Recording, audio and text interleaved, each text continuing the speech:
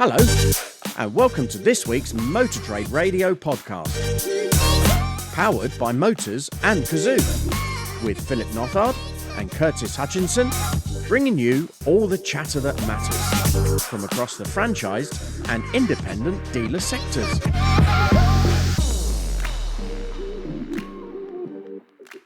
Hello and welcome to the Motor Trade Radio podcast. Just as we were finishing recording last week's episode, we heard the sad news of Michael Buxton's death at the age of 60. And I know Michael is someone that you knew very well, Phil, because he was certainly a prominent force at Cox Automotive. I did, yeah. I mean, yeah, it certainly it hit a shock right across the sector because he's obviously a significant figure within the sector. Yeah, I had the pleasure of working with Michael. I think he's one of the reasons I joined Cox Automotive 8 years ago now, because I've been on a few events with him and conferences, etc., and ended up going working for Michael and Cox Automotive there. But yeah, this is really, as you say, sad news across the industry. And, you know, our thoughts definitely go out to the family of Michael. You know, I'd say no age at the age of 60 there. And as you say, you know, he's very much a driving force behind the growth of Mannheim here in the UK, and obviously then moving into the Cox Automotive. And as it says in the story in AM, you know, more than 20 years with the business. And more recently, you know, he joined the Hendy Group as a non-exec chair alongside people such as Dash Gupta as well. So, yeah, this came as a significant shock right across the sector last week when that was sadly announced to everybody. Yeah, very sad news, and our thoughts are with his family and friends. So, you know, very, very sad news. And as you say, AM did run a story on it, so we'll put a link to that in the newsletter that goes out on Monday. Definitely. So in this week's podcast, we'll be sharing with you a snippet from an interview that we published on Wednesday of this week, and where we heard from Calum James, who's the general manager of Farizon, which many of you may or may not know, but they are the Chinese EV van maker, which debuted here in the UK last year. I think it was down at AM Live they were at as well in November of last year, and they are currently recruiting dealers for its network.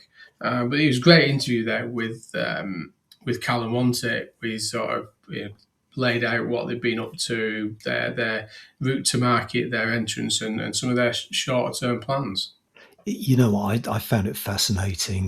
We have covered a number of new entrant launches into the UK with special episodes, but this one's actually quite different because, I mean, for starters, they're a dedicated van maker, EV van maker. They don't make any non-EV vehicles, and they're already a major force in the Chinese market and other global markets, but they're very much focused on the Europe and specifically the UK. And Calum's background was fascinating because he was ex-Mercedes-Benz, where his most recent position at Mercedes-Benz was running their commercial vehicle operations. So, yeah, definitely the right man for the job. So that is in your podcast feed, so do check it out. Yeah, definitely. And say, you know, the full interview there, and we'll play a snippet, a little short extract from that halfway through today's podcast. But as I say, you know, there is details of how to get hold of Calum if you are interested in having a conversation with Calum and Farizon about potentially representing their brand here in the UK. And also, you know, it was part of our series of OEM specials, which also include Aeon and Shanghai, which obviously dropped into your podcast feed previously as well. So do check out those. And also, I mean, we've had a busy week, haven't we? We also kept caught up with Umesh Samani, chairman of the IMDA and owner of Specialist Cars. And we've been trying to do this for a long, long time, and it's through no fault of Umesh's, but we finally managed to organise a date that we could all do, and we had a good old chat. So the first half very much about the Independent Motor Dealers Association, which is coming up for its 10th anniversary next year. So lots to talk about there. And we then talked about specialist cars and the used car sector as well. And specialist cars is coming up for its 30th anniversary. So it's a busy old time for a Umesh. Yeah, so do check out your podcast feed next week for that one. No good chat, and it's been far too long since we had Umesh on the podcast. You're listening to All the Chatter That Matters on the Motor Trade Radio podcast, powered by Motors and Cazoo. If you're a supplier and would like us to profile your business and reach our audience of dealer group bosses, managers and decision makers on one of our supplier special episodes, then get in touch with Curtis and Philip at motortraderadio@yahoo.com. Companies already featured in our supplier specials include Impel, Prospecting Dynamics, ETT, Generational, MTC and Jigcar, and you can find them all by searching within your podcast feed. And if you'd like us to profile your business, then just message Philip or myself at motortraderadio@yahoo.com. You're listening to All the Chatter That Matters on the Motor Trade Radio podcast, powered by Motors and Cazoo.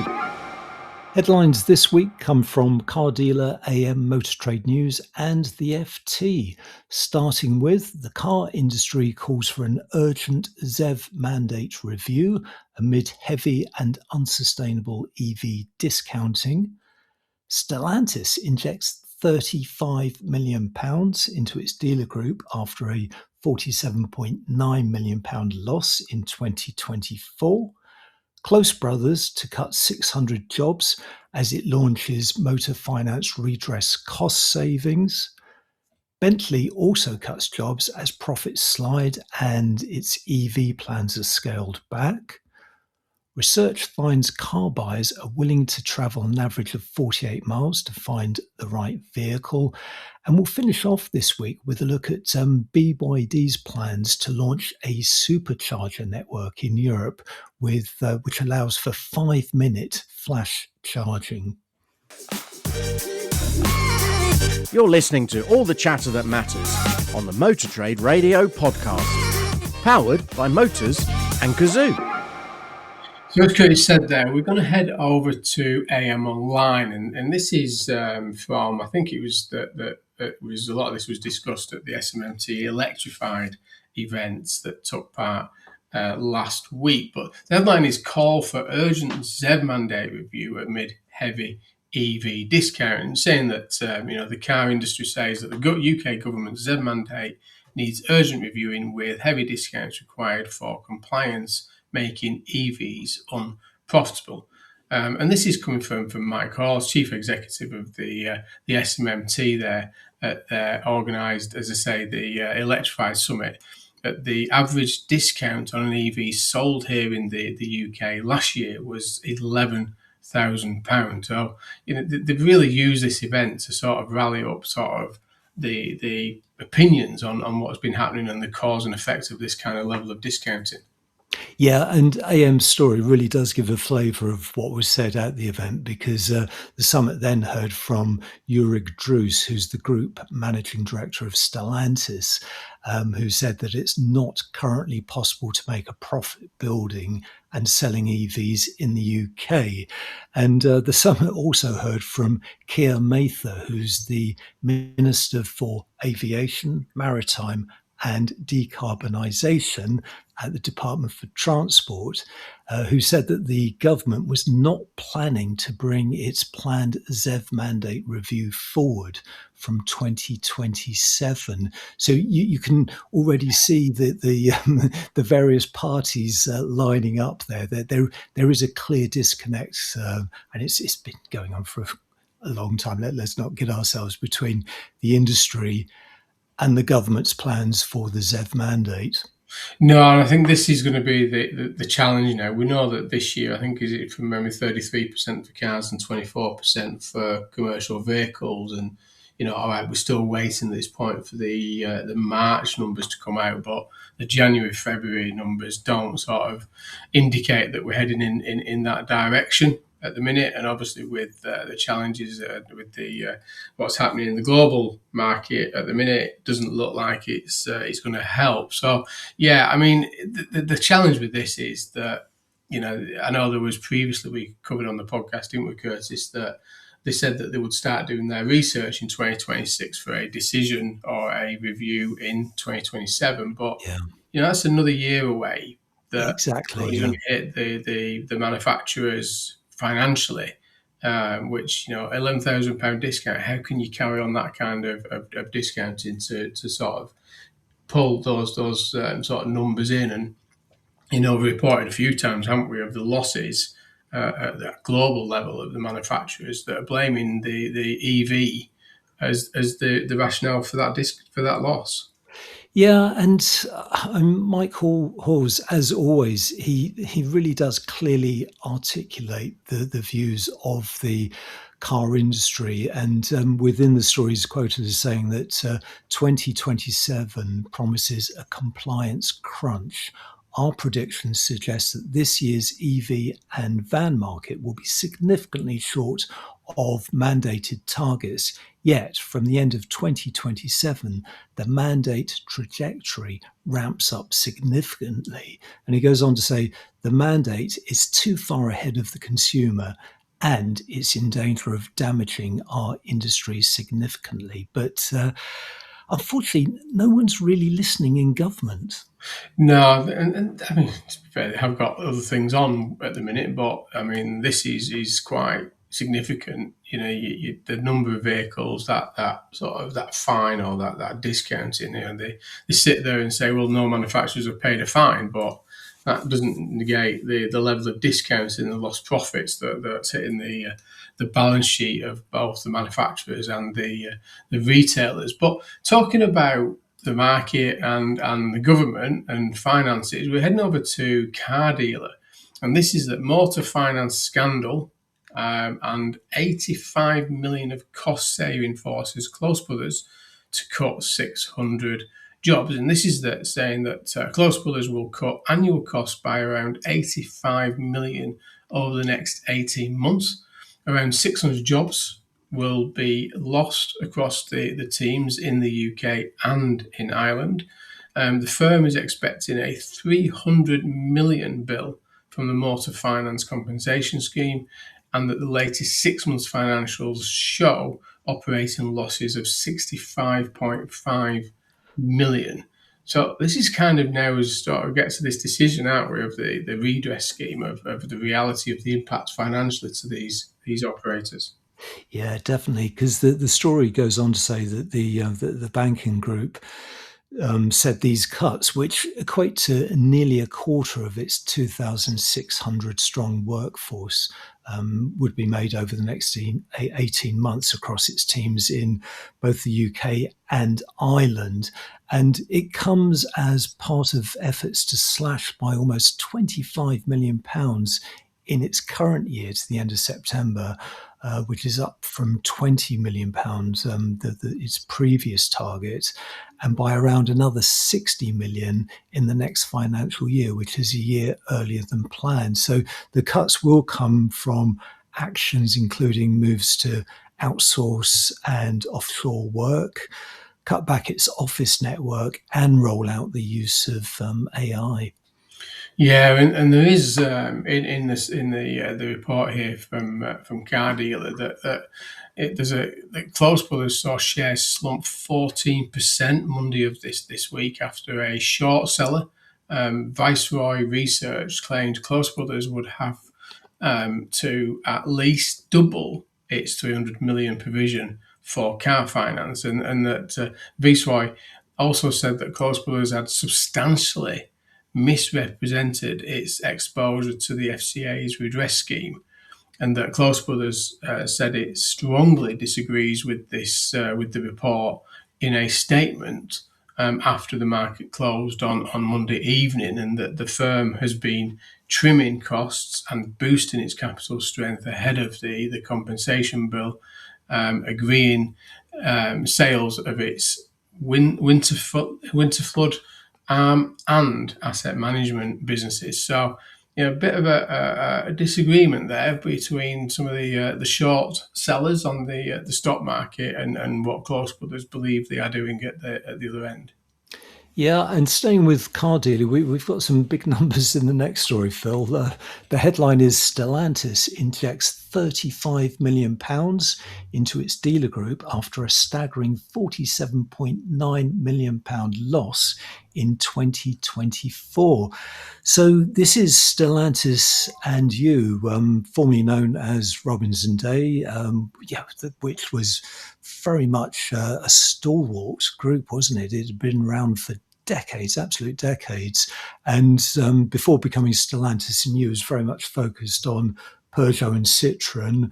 But under Stellantis and You, it now covers all the brands from DS, Vauxhall, Fiat, Jeep to Leapmotor, as well as Peugeot and Citroën. So, certainly an expanded portfolio there. And interestingly, I went onto its website just to see how many locations it's got. And you know what? I came away with three different figures. It's either 27, 50, or 95. But I suspect the 95 figure is counting, if they've got three Yes. brands within one showroom, then that's covered as three sites. So it's somewhere between 27 and 95. Who knows? Yeah, as you say, I mean, it's certainly some big numbers here, and they are blaming that, saying that their Stellantis and You blamed a shift away from the retail sales to fleet, rising costs, and a weaker consumer environment for its poor performance. They also felt that from the pressure from the ZEV mandate, interestingly, and which led to heavy discounting and margin pressure. So really, going on to reiterate what Jurg was saying to the SMMT at the Electrified event previously. Yeah, and it does actually reveal some of the drops in volumes by brands. So DS was down by more than 50%, Vauxhall was down by 21%, Citroën down by nearly 2%, and Peugeot, on the other hand, did perform better because its volumes actually increased by 10.4%. So, a fascinating insight here into the group, the expanded group, and how it's operating, and certainly the problems that it's had over that reporting period. Yeah, definitely. So after the break, we'll have an extract from our interview with Calum James, as I said, who's the general manager of Farizon, the Chinese EV van maker, which is being distributed in the UK by Jameel Motors. You're listening to all the chatter that matters on Motor Trade Radio, powered by Motors and Cazoo. This is your weekly one-stop shop for all the biggest car retailing headlines from across the media. Yeah, no, of course. So Farizon was established in 2016 as Geely Commercial Vehicles brand for alternative fuels. Okay, so as you're probably aware, Geely are responsible for a number of household brands in the UK, such as Polestar, Volvo, Lotus, LEVC, so the London taxis, and of course recently you've seen Geely cars enter the UK as well. So there's an awful lot of motoring and I guess more importantly engineering heritage behind the Farizon brand, despite the business or the brand only really being 10 years old. They are now regularly selling over 300,000 vans a year, of course, predominantly in their home market, but they are expanding into many markets. So, obviously the UK being one, and into other European markets. And I think it's over 30 countries outside of the home market that they've expanded out to in the last sort of 12 to 24 months. So, they're growing at a phenomenal rate. But I mean, look, this is Geely. So you've kind of got the army of R&D engineers and support and expertise, which make bring a new brand to market.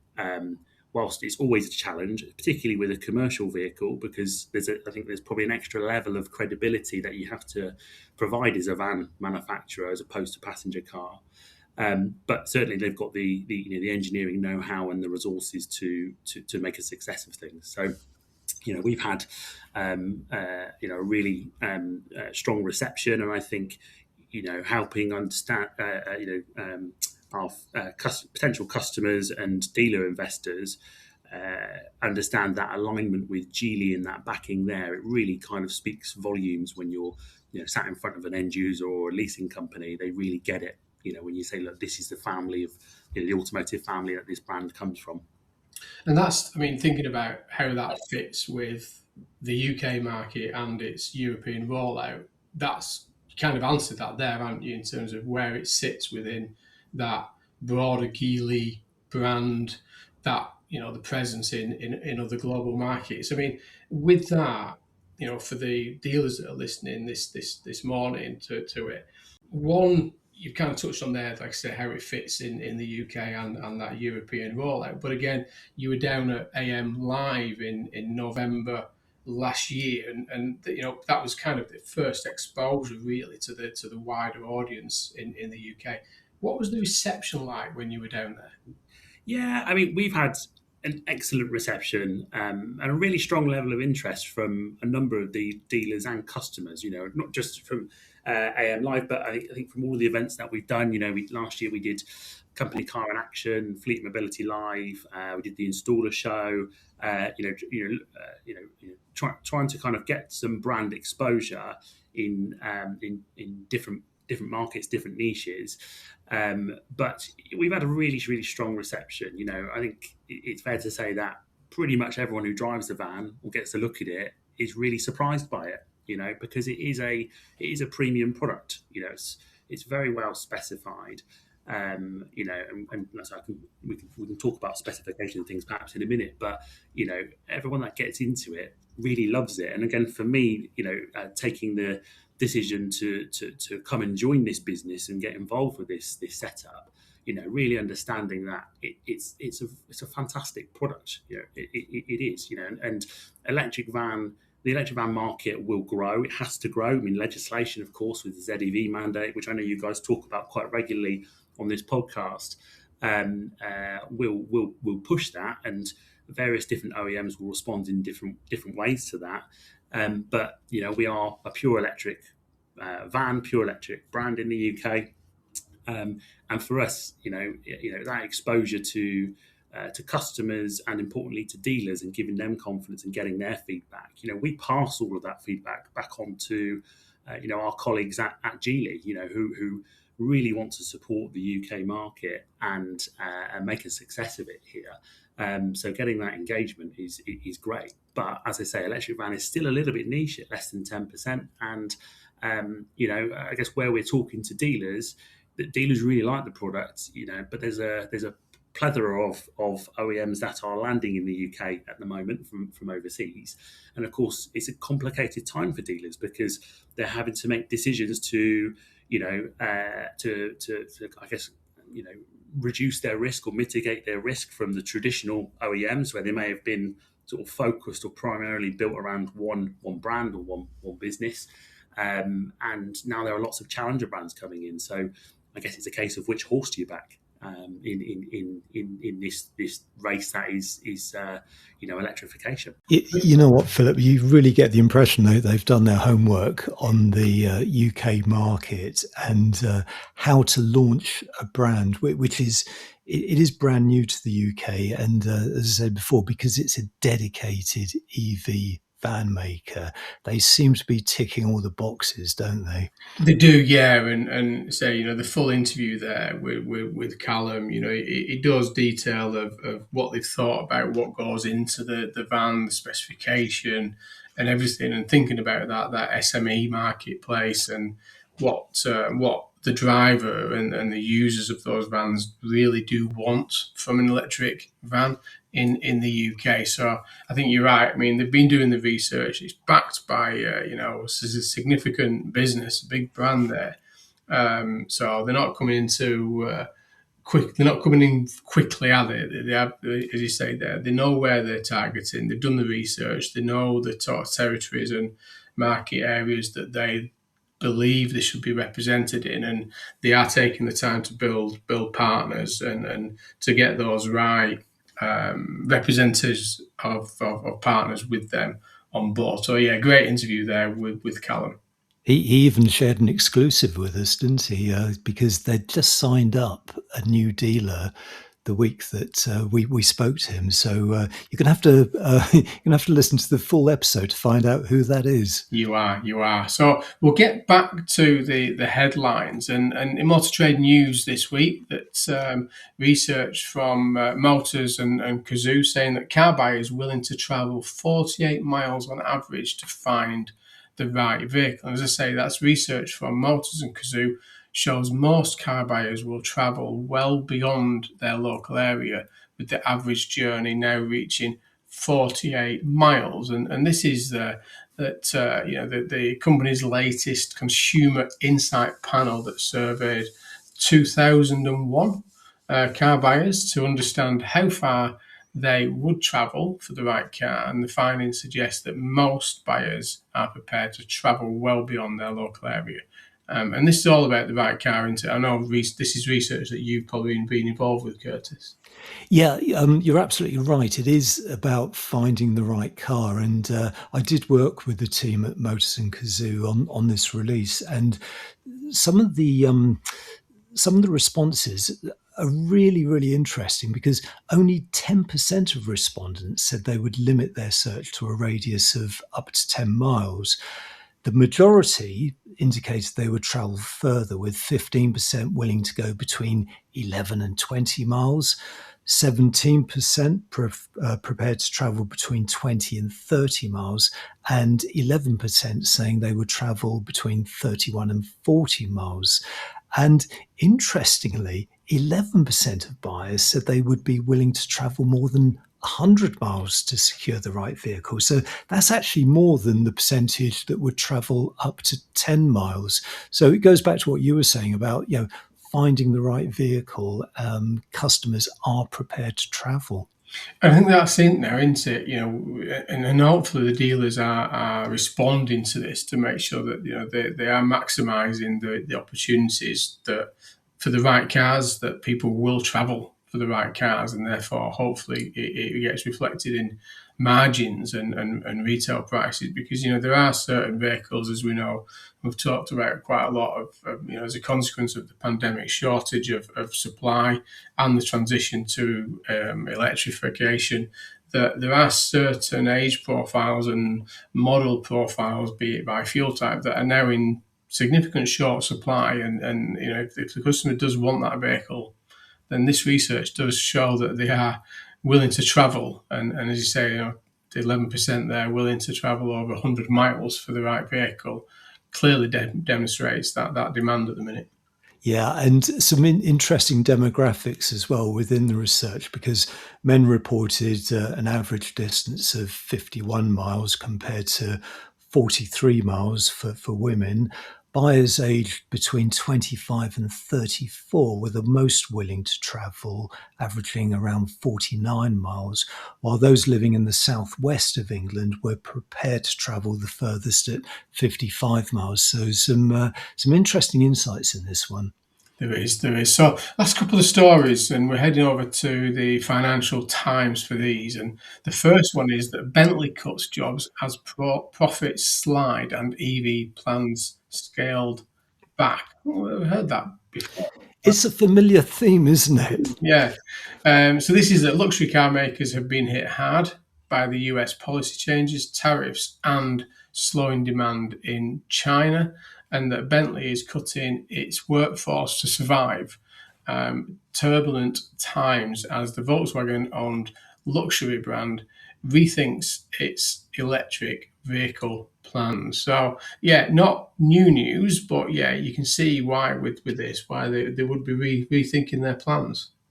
Yeah, because you're right. We have reported on this recently. Just last week or the week before, it was Honda, and before that, it was Ford. So more of the sort of mainstream end of the market. But this story just shows how it's impacting the luxury end of the market as well. So Bentley last week said it planned to eliminate 275 job roles, which is about 6% of its workforce, by cutting up to 150 staff and not replacing vacant positions. And Aston Martin also recently disclosed plans to reduce its work-wide workforce by up to 20%. So you can see how it is impacting the luxury end of the car market. Yeah, it's just and it's indicated at the start there, because obviously US policies is thrown in there alongside tariffs and what's happening over there in China, which will be a big market, particularly for these luxury brands in terms of their export into those marketplaces. So really hitting them pretty hard there. But staying with Financial Times, and the final story of today is that China's BYD takes on Porsche and BMW with 5-minute flash charging.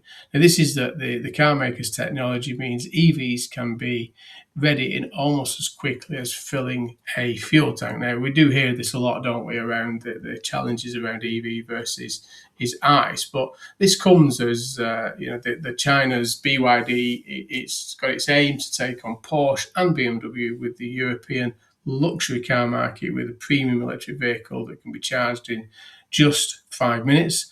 And this is the new Denza model that we know is coming into Europe and the UK. That looks familiar, doesn't it? It's got a bit of a styling of something else there, Curtis. Yes, it definitely does. So this is the Z9 GT, and by utilizing this network of superchargers, the car can be 70% charged within 5 minutes and almost fully charged in 12 minutes, even in temperatures as low as minus 30 degrees. So I mean, BYD, they can't put a foot wrong at the moment. And with the upcoming launch of the Denza brand, if they can start to roll out this supercharger network, clearly based on the success that Tesla had with rolling out its own supercharging network across the UK and indeed across Europe, then it's really going to start to hit the ground running on this one. Yeah, the story does say that the price is yet to be revealed. I have heard around some of the pricing, and there've been comparisons against the Porsche Taycan in its look and design, everything else. But this vehicle is suspected to do up to 800 kilometers on a charge. It's going to be launched in Europe next month and in the UK this summer. I know a few dealers that we've had on the podcast, I think, are looking to represent the brand here in the UK. But this could be a bit of a game changer, particularly put pressure, as it says in the story, on interestingly Porsche, BMW, and Mercedes, which the story does reveal that's something we didn't realise, that Denza was at one point a joint venture with Mercedes-Benz back in 2010 until they took full control in 2024. Yeah, and I think another example of Chinese car makers playing the long game, because they have entered joint ventures with European companies, and it's just given them a foothold, a leg up, whatever. And this one was clearly intended to launch a luxury brand, and now it's coming to fruition. As you say, it's going to be in the UK this summer. With the superchargers, BYD said it would start installing hundreds of so-called flash stations across Europe this year. It already has more than 4,200 sites in China, so it has a model, it has a template, and it aims to have 20,000 operating worldwide by the end of this year. So really giving Tesla a run for its money. Yeah, for definite. So that's it for this week. As I say, do check your podcast feed from Wednesday of this week for the full interview there with Calum James from Farizon. If you are interested, as I said in the interview there with Calum, if you're interested in having a conversation about potential open points and opportunities with the brand, then do get in touch with Farizon or Calum. I'm sure he'll have a conversation with you, or at the up and coming CV events in the next month or so. And also, as I said, we've got the interview coming up next week with our friend of the podcast, and many people will know Umesh Samani, who's, as I said, is chair of the IMDA and owner of Specialist Cars and Harris Motors. Check out your podcast feed next week for that interview with Umesh. Far too long, but we did have to do it before our next meetup at AM Live in November, which is the point at which we see each other, Curtis and I, but also bump into Umesh. Yes.